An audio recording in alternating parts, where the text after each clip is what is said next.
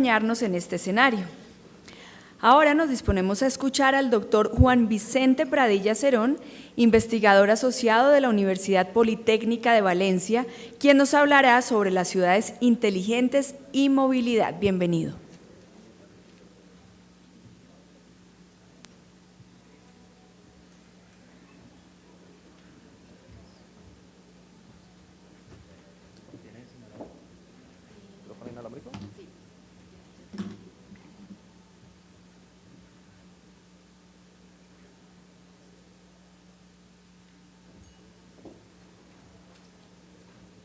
¿Esto funciona?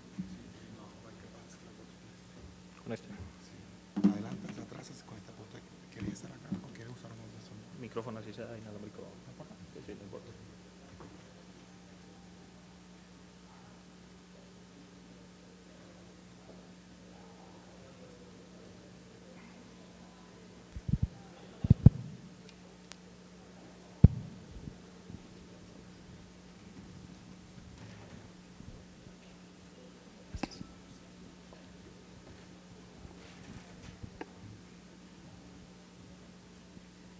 Bien, lo primero que quiero presentarles es que el 70% de la población mundial vivirá en zonas urbanas para el 2050. Este dato me vino a la cabeza hace aproximadamente un mes cuando estaba preparando un viaje entre Valencia y Barcelona. Actualmente estoy viviendo en España, aunque soy colombiano. Y dentro de este proceso de preparar ese viaje, comencé a pensar, ¿cómo serían esas ciudades, Barcelona, Valencia, que tienen unos procesos de convertirse en ciudades inteligentes y qué servicios podrían producir y cómo podrían aprovecharlos ustedes? Seguí con mi búsqueda y me encontré frente a la opción de ir en metro, en tren, ir en bus, ir en barco, ir en avión, pero también estaba la economía compartida del automóvil. Y me preguntaba si ustedes conocen BlaBlaCar, si saben las implicaciones que puede tener para su sector. Y me gustaría comenzar con esa pregunta.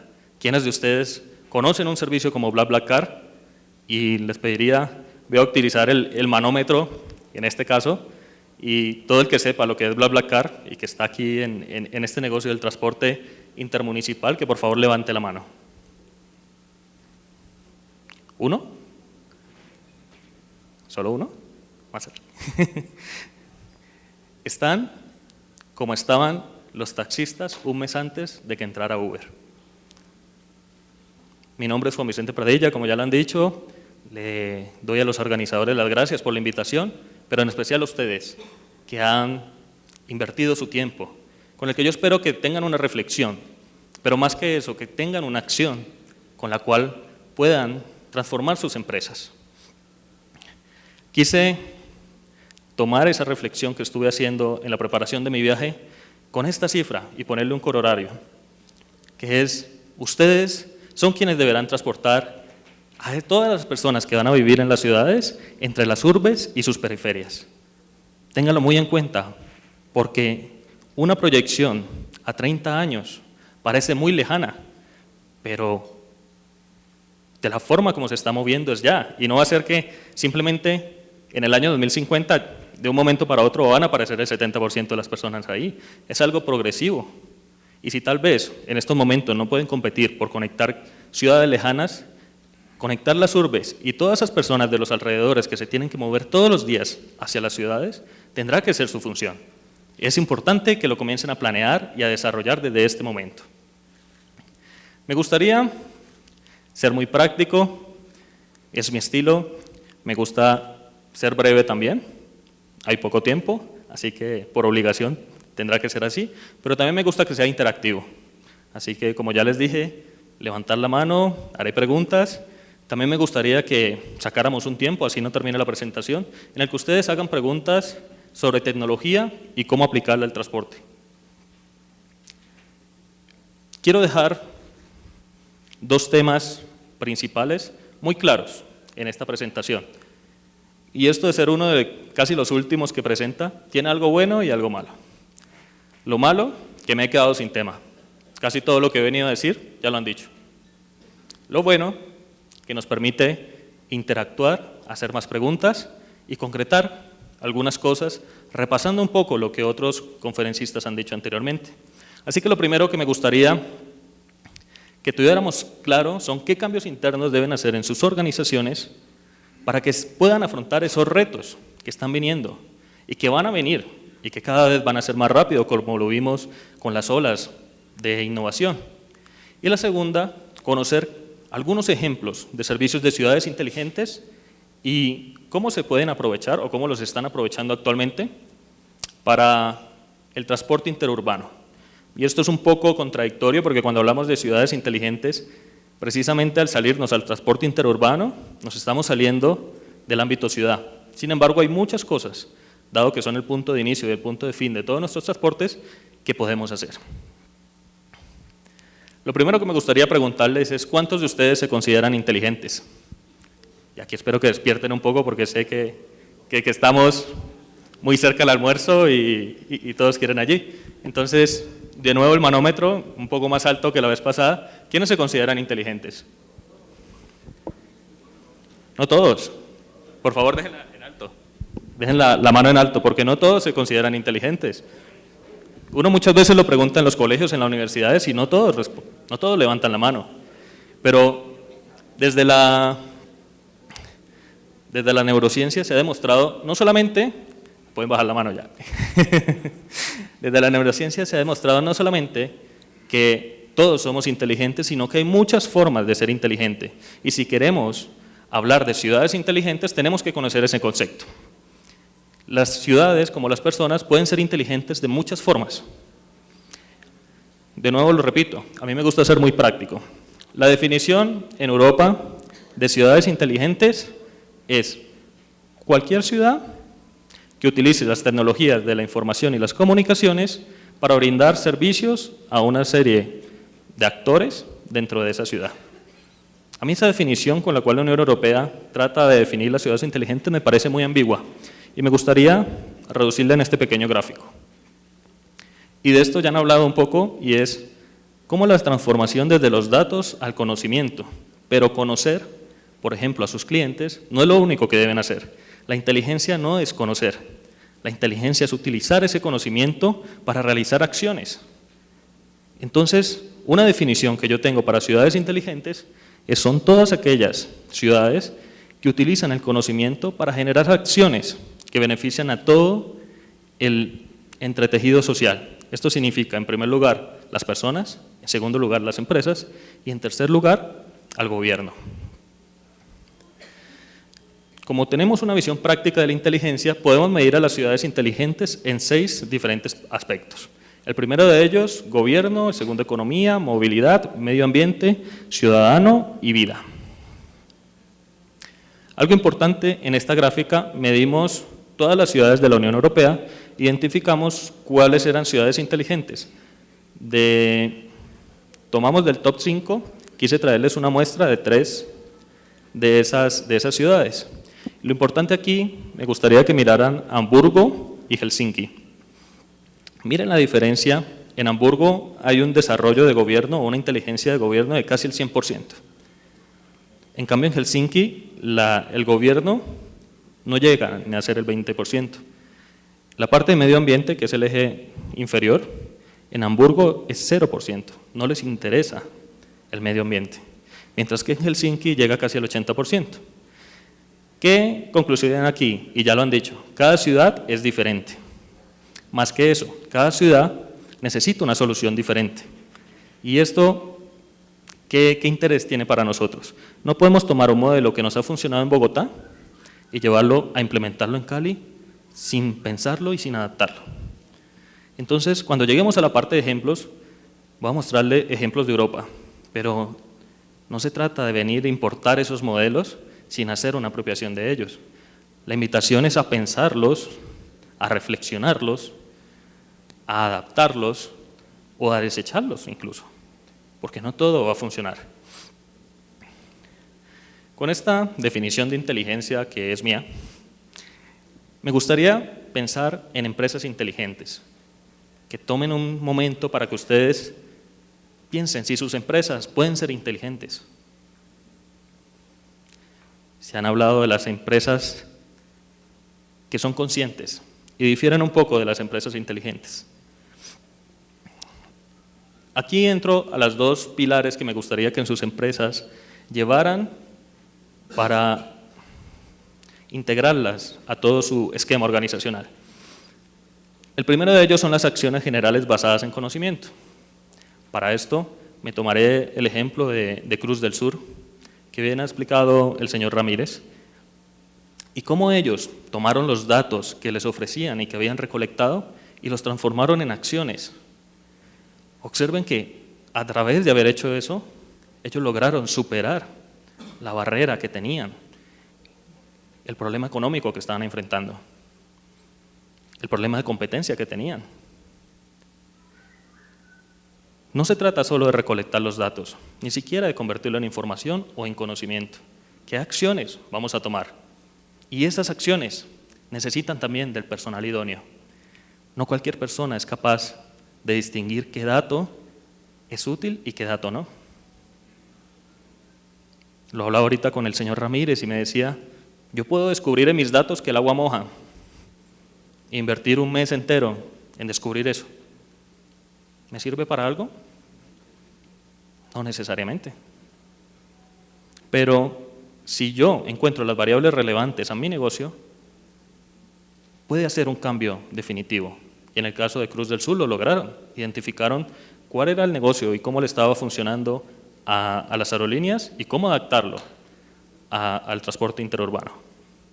Por eso se necesita no solamente personal idóneo que analice esos datos, sino también personal idóneo que tome las decisiones con esos datos. El segundo, y esto ha sido algo que todo el tiempo hemos estado hablando durante este congreso, conocer al usuario y brindarle experiencias. Se habló en el turismo, lo dijo muy bien la señora Vizcasillas, ¿lo he dicho bien?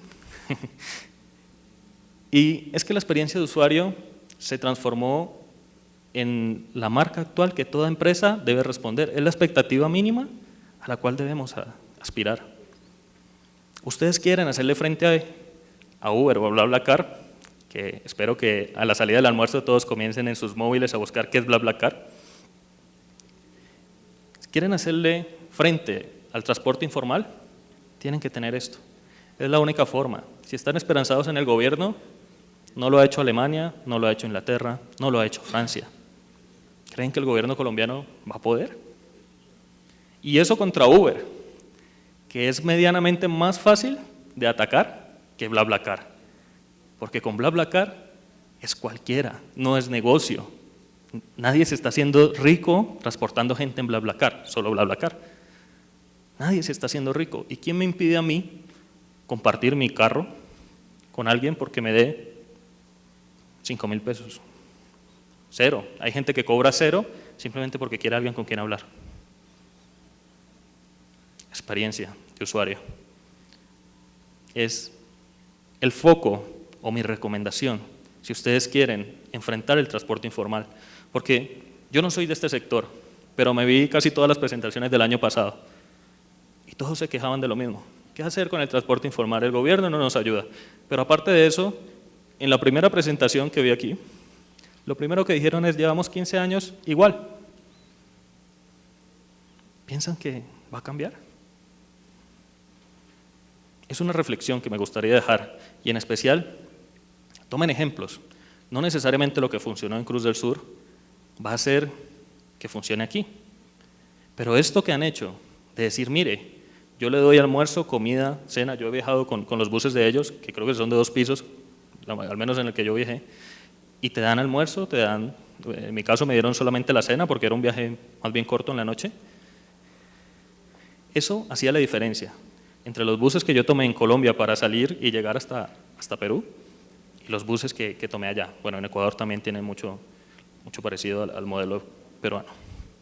Piensen de nuevo, cambios en sus empresas, primero, tomar acciones gerenciales basadas en conocimiento y segundo, conocer y brindar experiencias a sus usuarios. Ahora pasemos a los servicios que las ciudades inteligentes pueden brindar para el transporte urbano. Y aquí me gustaría hacerlo con ejemplos, recalcando de nuevo que no se trata ahorita de que integren directamente esos ejemplos sin pensarlos. El primero de ellos es la ciudad donde vivo. La pongo de primero porque es el caso que más conozco. Datos abiertos. Algo supremamente sencillo desarrollado en Valencia. Todos nosotros con nuestros impuestos pagamos el desarrollo, la implementación de las mediciones que hace el gobierno dentro de la ciudad o dentro del país. Es increíble que todavía nos vendan los mapas por los que nosotros pagamos a unos precios desorbitantes. Si quiero un mapa de Bogotá, tengo que desembolsar por poco 500 millones de pesos. Y ya los pagamos todos porque los hicieran. Y nos los siguen cobrando. Los datos abiertos, ¿en qué consiste? Cualquier persona de cualquier lugar, ni siquiera tiene que ser ciudadano, y persona me refiero como empresa, como persona natural, puede tomar estos datos que están disponibles a través de Internet, leerlos porque están en un formato libre, digámoslo así, que cualquiera puede utilizar, que cualquier sistema puede entender. Con esas dos condiciones, en Valencia se han hecho transformaciones. En Valencia se han hecho modelos de negocio innovadores.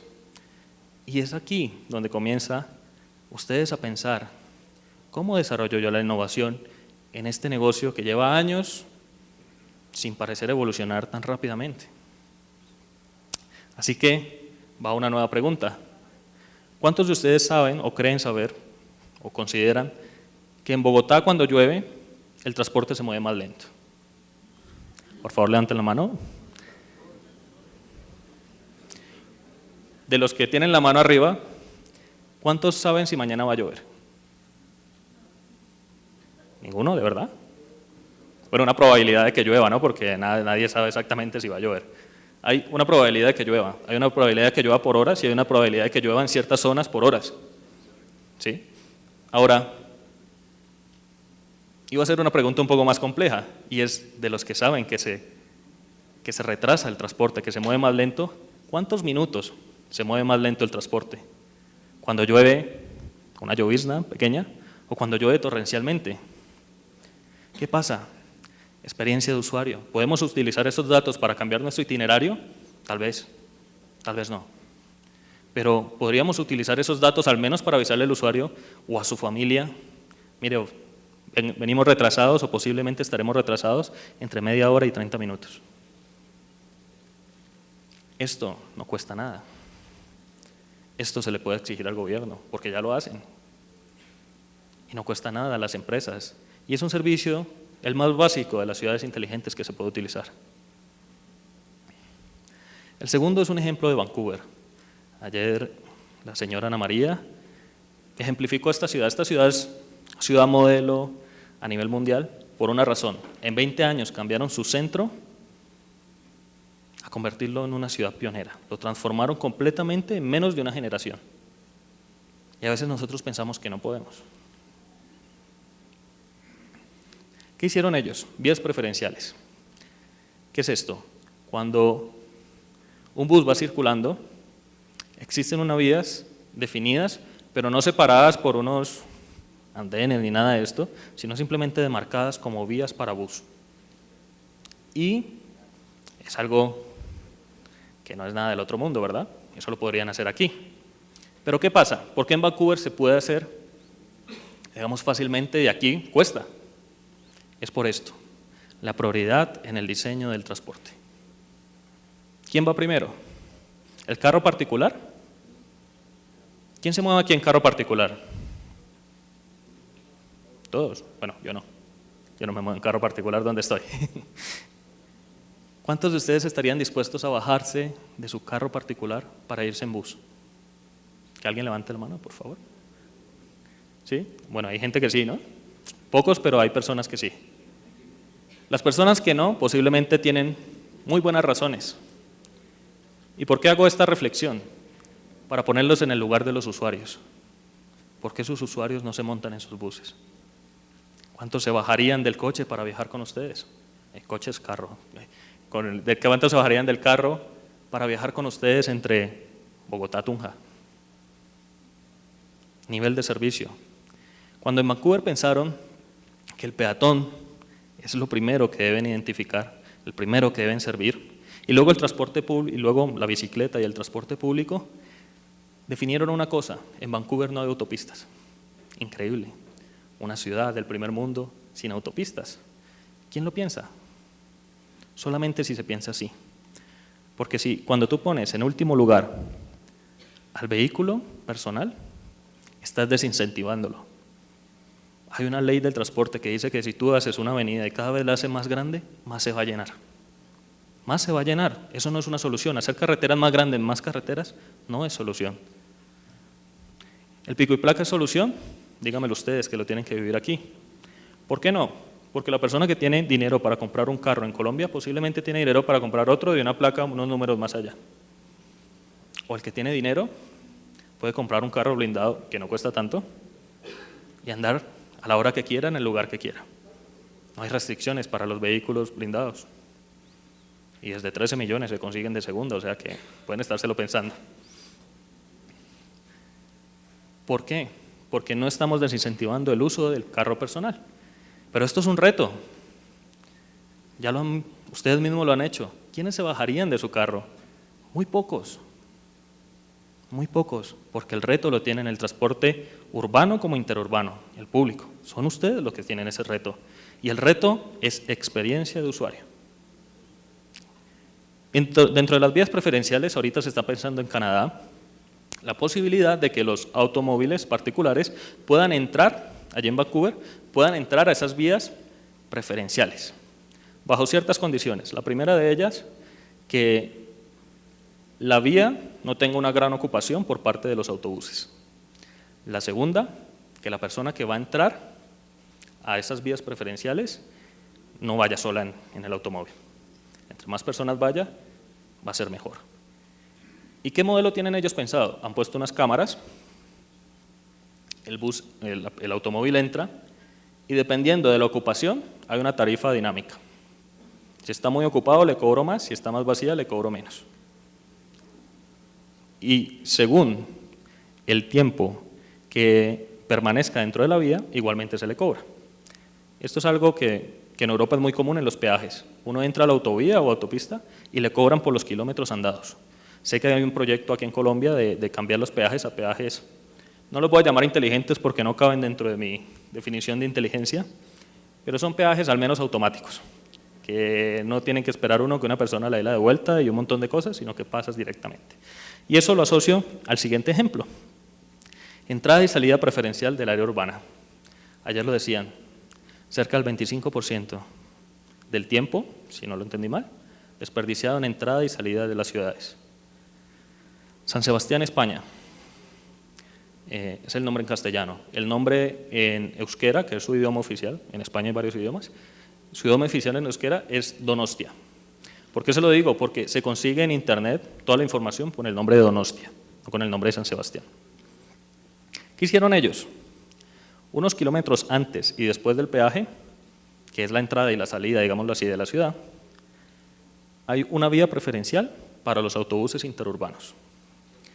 Y el peaje, al ser automático, no necesitan detener completamente el vehículo, sí reducir mucho la velocidad, pero no detenerlo por completo, lo que hace que todos los buses entren y salgan mucho más rápido de la ciudad. Y al tener su carril preferencial, posiblemente unos kilómetros más adelante van a tener también prioridad. Pero hay algo aún más increíble que hicieron ellos. Si el autobús llega a retraso, puede avisarle al semáforo que cambie. Ellos pueden hacer la petición de cambio de semáforo informando cuánto retraso llevan. Y lo que han decidido en la alcaldía es que bajo ciertos parámetros permiten esos cambios. ¿Qué hace eso? Que a la entrada y la salida se mejore ostensiblemente. Ellos logran un cumplimiento en tiempo del 99%. Ya nos gustaría todo eso a nosotros aquí. Ahora me gustaría abrir un espacio de preguntas, ya que tenemos tiempo, donde ustedes piensen en soluciones tecnológicas, no solamente en ciudades inteligentes, que en las ciudades inteligentes, si tienen preguntas sobre el transporte urbano, es el momento para hacerlo. ¿De qué otros servicios pueden ser? Si tienen preguntas sobre estos ejemplos que he mostrado, que las expresen. Pero también ayer mencionaban un tema de Internet de las Cosas. ¿Qué es eso? De los carros autónomos. Nos estamos preparando para que, y ellos lo han dicho, En el 2020 van a tener los primeros camiones autónomos andando. ¿Cuánto pasará entre que los primeros camiones estén y que haya un transporte de personas? ¿Qué vamos a hacer con nuestros conductores? ¿Funcionarán en Colombia o no funcionarán? Es interesante para Mercedes-Benz y todas las compañías venir y probar sus automóviles aquí, porque nuestras vías son bastante interesantes para lo que ellos hacen. Me gustaría que piensen en esas preguntas de su sector, basadas en tecnología, porque hay algo que me pareció interesante. Hay buses que de nuevo quieren llamar inteligentes, buses que miden muchas cosas, pero aprovechamos, en verdad, llevamos esto al conocimiento y a las acciones para describirlos como inteligentes, o simplemente esperamos que el bus llegue al terminal para pedirle datos y luego desecharlos porque no hacemos nada con ellos. Así que abro el turno de preguntas para la persona que desee hacerlo. Por allí.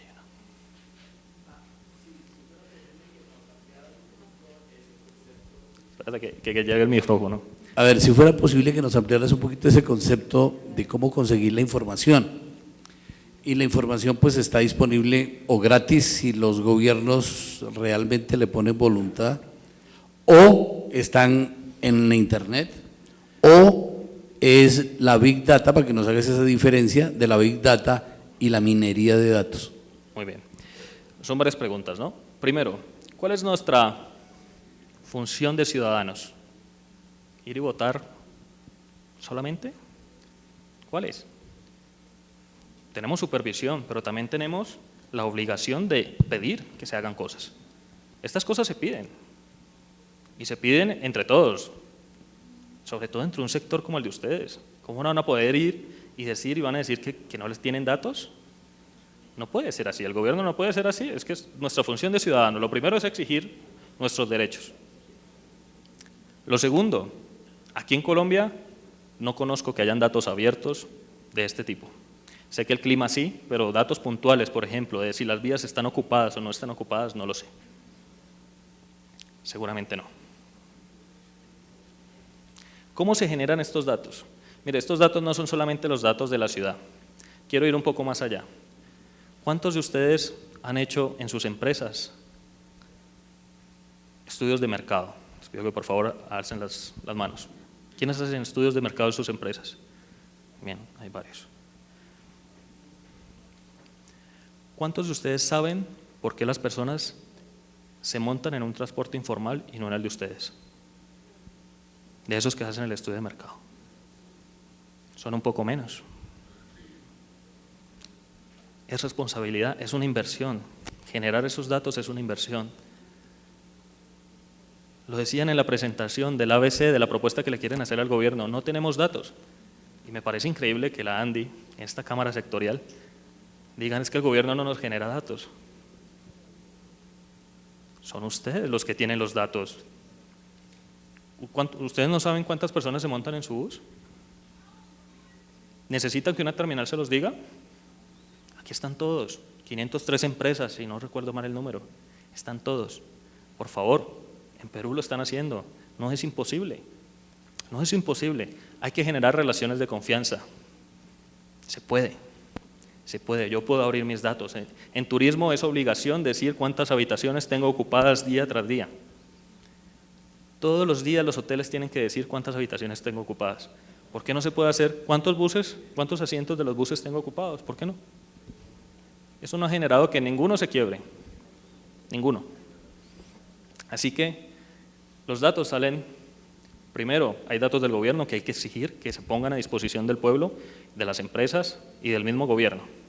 Me pareció increíble la presentación que hubo esta mañana que mostraba datos, proyecciones, simulaciones. Hasta allí tenemos que llegar, en nuestras empresas y como sector. Porque cuando se reúnan aquí, lo mejor sería que ustedes dijeran, tantas personas hemos movido, pero no solo eso, tenemos en cuenta cuántos fueron de la industria del turismo local, cuántos fueron de la industria del turismo externa, cuántos fueron de congresos, cuántos fueron de esto otro. Nosotros lo podemos hacer, desde el sector transporte lo podemos hacer, se necesita tecnología. Big Data y minería de datos son conceptos diferentes, son conceptos encontrados. La minería de datos se toma un tiempo para definir con exactitud relaciones causales. Es decir, si una persona tiene 20 años y se monta en mi bus, posiblemente su viaje sea de 1 hora. Eso es una relación causal allí. El Big Data permite procesar grandes cantidades de datos que de otra forma sería imposible, pero lo hace de una forma probabilística. Es decir, con el 50% de probabilidad sucederá esto. Son aproximaciones diferentes, las dos se pueden utilizar dentro de nuestras empresas, no es costoso, no es supremamente costoso, hay herramientas gratuitas para hacerlo. La tecnología depende de la empresa, la tecnología es un medio. Si mi empresa es pequeña, puedo utilizar una hoja de cálculo que es gratis, y no estoy hablando del paquete de Office, están gratis, hay muchísimos paquetes de hoja de cálculo que puedo utilizar para hacer gráficos dinámicos y tablas dinámicas, que es lo mínimo para sacar algo de información. Y luego, si ya utilizo herramientas más poderosas como Big Data, inteligencia artificial, todas las herramientas profesionales son gratis.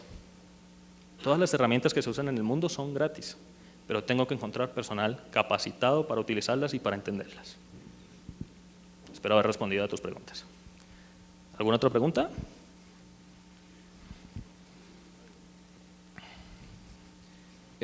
¿Cómo medir la experiencia del cliente para toma de decisiones?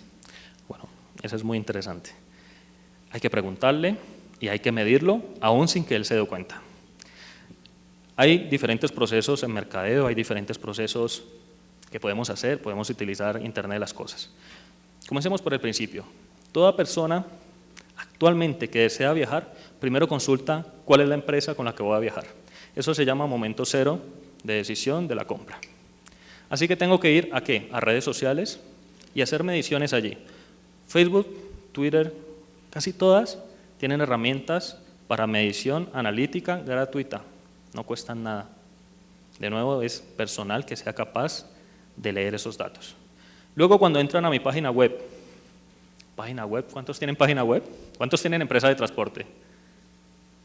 Y de esos, ¿cuántos tienen página web? Bueno, casi todos. ¿Cuántos de sus páginas web es adaptativa que la pueden ver desde un televisor hasta un móvil, hasta un celular? Menos. ¿Cuántos de ustedes saben qué es la optimización en buscadores? Eso es de hace 10 años. Si su empresa no lo sabe, tiene un atraso de 10 años. Porque ¿qué hace la persona cuando busca información? Se mete a Google. Se mete a Google, eso lo sabemos todos lo usamos. Hace 10 años que lo utilizamos. ¿Y en verdad sabemos cómo aparecer de primeros? Porque dicen que la mejor forma de esconder un cadáver es ponerlo en la segunda página de Google. Allí nadie entra, tenemos que aparecer primeros. Entonces, o pagamos, que pagar no es solamente meter mucho dinero, sino que hay que saber cómo pagar y cuándo pagar y cómo pagar. O optimizamos nuestras páginas web para aparecer de primeros. Con esto, y hablo de Google, y hablo de optimización, y hablo de todas estas cosas, porque viene el momento en que entran a nuestras páginas web. Allí podemos saber todo del usuario.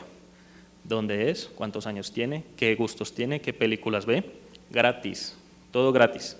Lo da Google gratis. Puedo saber incluso cuántas veces entra, a qué páginas entra, dónde hizo clic. ¿Cuántos tienen? Esta pregunta va a ser un poco técnica. Un flujo de conversión en su página mayor al 10% de los que tienen página web. ¿Una persona? Mayor al 10% significa… Bueno, ¿qué es el flujo de conversión? ¿Sí? El flujo de conversión es que entran en la página y compran. Porque, ¿saben algo? Si alguien entra a la página de ustedes, posiblemente es porque quiere comprar, no solamente explorar. Del 10% significa que de todas las personas que entran, el 10% compran. Mire, si no hacen esto, al final van a estar metidos simplemente en motores que van a hacer eso por ustedes. Y eso va a ser TripAdvisor o lo que es Booking o cualquiera de estos. En el sector turismo está totalmente desarrollado ese factor. Segundo punto, entonces, ¿dónde tener datos? Primero, redes sociales y toda la analítica que me da. Segundo, cuando entran a mi página web, Google Analytics, una excelente fuente de datos.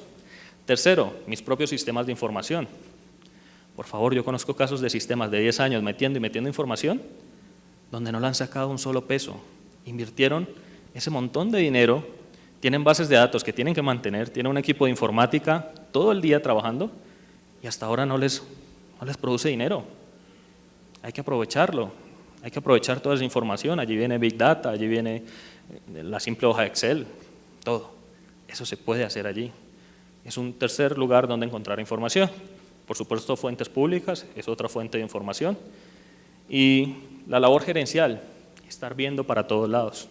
La labor de marketing, estar preguntando a sus clientes. La experiencia es algo subjetivo. No es fácil de medir, a veces se necesita un psicólogo para entender por qué la persona está haciendo esto. Pero hay unos factores, no directamente la experiencia, pero sí hay factores asociados a la experiencia, como la puntualidad, el nivel de satisfacción en el momento que llega al aeropuerto. Es una pregunta sencilla, pero hay cosas que uno puede hacer una muestra de algunas personas, define cuáles son esos parámetros y luego simplemente dice, si a las personas les importa en general un 60% que llegue a tiempo el autobús, tú mides el nivel en el que cumples ese objetivo que te has planteado. Así que la experiencia se transforma un poco en objetiva y puedes tener algunos niveles de calidad de experiencia. ¿Respondo a tu pregunta? Gracias. ¿Alguna otra pregunta? Creo que aquí había otra.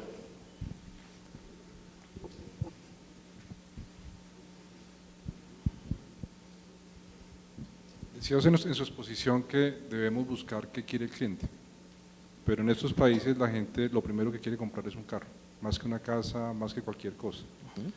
Y también manifestaba usted que no se deben hacer más vías porque más se llenan. Pues la tendencia es que la gente lo primero que quiere es tener un carro. ¿Sí? Por más de que yo haga mercadeo, que buscar la información en la red o las cosas de lo que quiere la gente para que se suba a mi bus, no lo voy a lograr, porque la tendencia es comprar vehículos y el Estado no está buscando generar vías. También decía usted que teníamos que pensar en los vehículos tecnológicos, ¿sí? No vamos a tener operarios, ¿sí? Es decir, el principal promotor nuestro, que es el conductor, se va a perder. Entonces la tecnología va en contra también de ese escenario, ¿sí? ¿Cómo hilar todas esas cosas en el tema informático? Bueno, en primer lugar creo que lo que siempre quiere tener la persona es un televisor. En Colombia hay lugares donde no tienen nevera, pero tienen televisor. Segundo, las personas quieren carro particular porque tal vez el servicio público no satisface sus necesidades. Da lástima, pero es así. Mire, en varios países europeos las personas prefieren andar en cicla. Si ellos lo cambiaron es porque tienen, en Valencia tú puedes ir en cicla prácticamente por toda la ciudad. Hay un sistema de ciclas públicas que pones una tarjeta y por 60 € al año tienes transporte de movilidad. Yo me compré una cicla y durante 4 años y medio que llevo allí me he movilizado en ella. Cuando es muy largo voy en metro y algunas veces voy en bus urbano. Cuando es interurbano, porque no me rentabiliza. Y allá los carros son muy baratos, desde 1.000 € se consigue un carro decente. Y un carro bueno de 12.000 hacia arriba, o sea, no es tan caro. Y mi decisión personal fue, no lo necesito. Salgo de la ciudad pocas veces, cuando salgo o me pagan el vuelo o me voy en metro rápido, en tren rápido.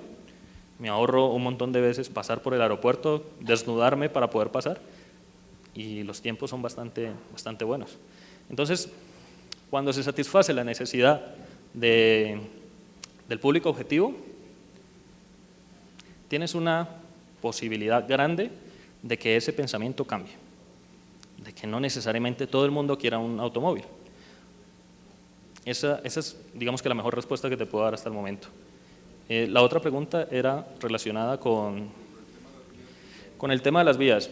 Es un poco relacionado también. Si tienes un transporte público de calidad, con un alcance suficiente, con una puntualidad, vas a hacer que las personas también estén más allí. Siempre, así lo quieran, si tú desincentivas la compra de automóviles, simplemente dándole prioridad a unas carreteras más grandes o preferenciales a los autobuses, vas a hacer que las personas ni se piensen comprar un carro.